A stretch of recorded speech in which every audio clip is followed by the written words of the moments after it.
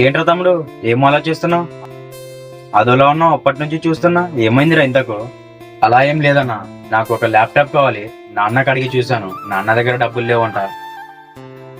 పొదుపులో ఏదో లోన్ వస్తుంది, అప్పటిదాకా ఆగని చెప్పారు. నాకు ఇప్పట్లో ల్యాప్టాప్ కావాల్సిందే అన్నారు. నీకు ఆ వస్తువు ఇప్పుడు అవసరం పడుతుందా? నేను బీటెక్ చేస్తున్నా కదనా, నాకు ల్యాప్టాప్ కావాల్సిందే.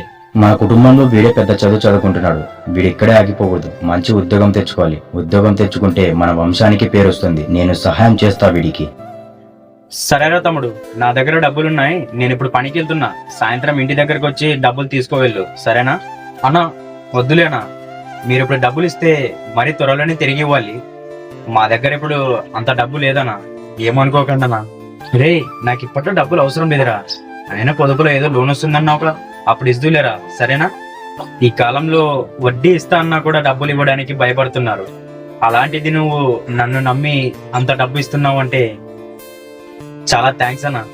ఆపదొస్తే మనం సహాయం చేసుకోకపోతే ఇంకెవరు చేస్తారా మనల్ని సహాయం? ఈ వీడియో చూసాక మీ అభిప్రాయం ఏంటో కామెంట్లో తెలపండి. Follow for more videos.